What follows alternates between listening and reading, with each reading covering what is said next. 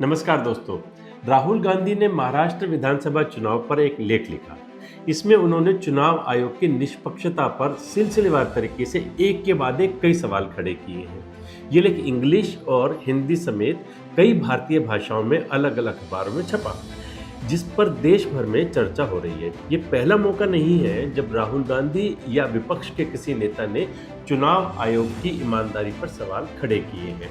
महाराष्ट्र विधानसभा चुनाव पर भी इससे पहले कई बार चर्चा हो चुकी है। ऐसे में सबसे बड़ा सवाल लेख की टाइमिंग पर है। चुनाव खत्म होने के और फिर सरकार बन जाने के महीनों बाद राहुल गांधी ने जो लेख लिखा वो क्यों लिखा, इस सवाल का जवाब तलाश करने से पहले हम आपको बता दें कि कुछ ही महीनों बाद बिहार विधानसभा के चुनाव होने वाले हैं।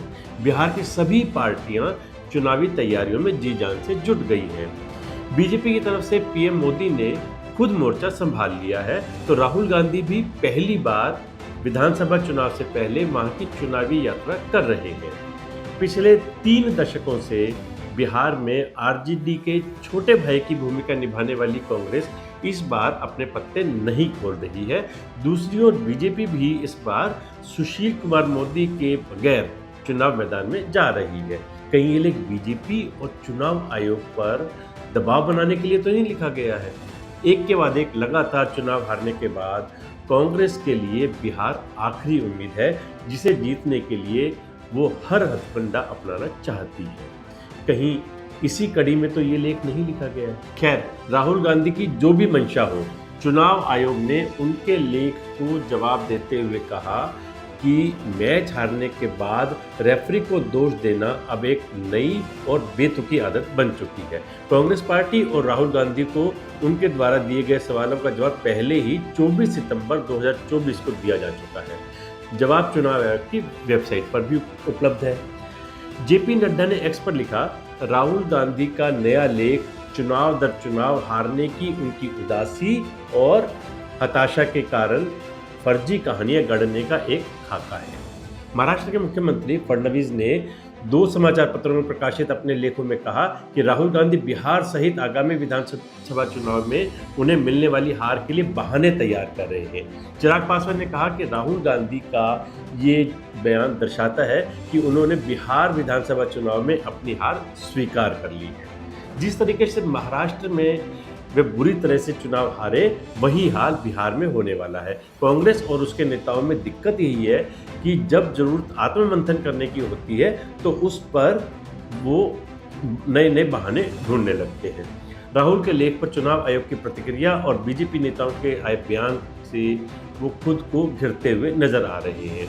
कई पॉलिटिकल एनालिस्ट मान रहे हैं कि बिहार चुनाव से पहले बीजेपी और चुनाव आयोग पर दबाव बनाने के लिए लिखा गया ये लेख उन्हें बैकफायर कर सकता है, जिसका खमियाजा उन्हें बिहार विधानसभा के चुनाव में भुगतना पड़ सकता है। देखते हैं राहुल के इस लेख पर जनता क्या प्रतिक्रिया देती है और जिस मकसद से उन्होंने ये लेख लिखा है वो पूरा होता है या नहीं।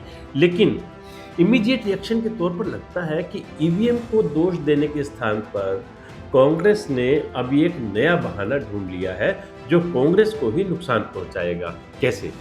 एक तो उनके कार्यकर्ता निराश हो जाएंगे क्योंकि उन्हें लगेगा कि हमारी तो हार होनी ही है। दूसरा, बीजेपी वर्कर्स में जोश आएगा क्योंकि उन्हें सामने जीत दिखाई देगी।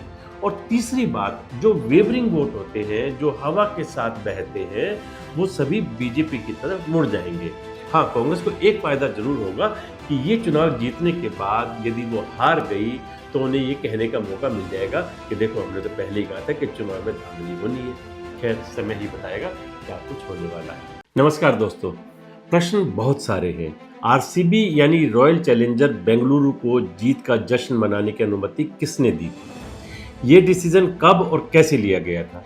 स्टेडियम के आसपास ट्रैफिक की क्या व्यवस्था की गई थी? भीड़ को नियंत्रित करने की क्या योजना थी? उस वक्त कौन सी मेडिकल और इमरजेंसी फैसिलिटी उपलब्ध थी? क्या पहले से उपस्थित लोगों को संख्या का अनुमान लगाया गया था?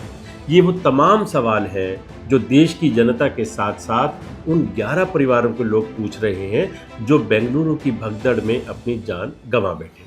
परिवारों में मातम पसरा है। एक वीडियो बेंगलुरु के हासन जिले से आया है जहां भौमिक को दफनाया गया था। भौमिक भी उन्हीं 11 बदनसीबों में से एक था। भौमिक की मौत से उसके पिता को गहरा सदमा लगा है। वे बेटे की जान जाने के गम में ऐसे भावुक हुए कि बेटे की कब्र से ही लिपट गए और वहां से जाने से इनकार कर दिया। वे बस यूं ही बेसुध रोते रहे और बेटे को याद करते रहे। भौमिक की तरह ही हादसे में अपनों को खोने वाले दूसरे परिवार के लोग भी उस भयानक काली रात को नहीं भूल पा रहे। बेशक विराट कोहली को आरसीबी ने आईपीएल 2025 का खिताब जिताकर इतिहास रच दिया, करोड़ों फैंस की 17 साल पुरानी ख्वाहिश पूरी कर दी, लेकिन ये जश्न कुछ ही घंटों के भीतर एक भयानक हादसे में तब्दील हो गया जिसकी किसी ने कल्पना भी नहीं की होगी। एम चिन्नास्वामी स्टेडियम में विक्ट्री परेड के दौरान भगदड़ मचने से 11 लोगों की दर्दनाक मौत हो गई और 50 से ज़्यादा लोग घायल हो गए, जो आरसीबी और बेंगलोर के इतिहास में एक काले अध्याय के रूप में दर्ज हो गया। हादसे के बाद सोशल मीडिया से लेकर सड़कों तक आक्रोश फैल गया। सवाल उठने लगे कि ऐसी बड़ी जीत का जश्न मनाने से पहले प्रशासन और फ्रेंचाइजी ने क्या तैयारियां की थी। हादसे के बाद आरसीबी, फ्रेंचाइजी मैनेजमेंट और खास तौर पर विराट कोहली पर उंगलियां उठने लगी और पुलिस में शिकायत दर्ज कराई गई, जिसमें उन पर गैर जिम्मेदाराना रवैया अपनाने और भीड़ को अनावश्यक रूप से उकसाने के आरोप लगे।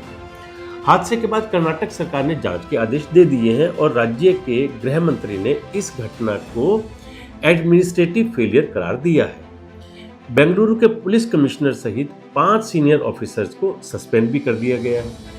आरसीबी फ्रेंचाइजी ने आधिकारिक बयान जारी कर हादसे पर दुख जताया है और पीड़ित परिवारों के प्रति संवेदना व्यक्त की है।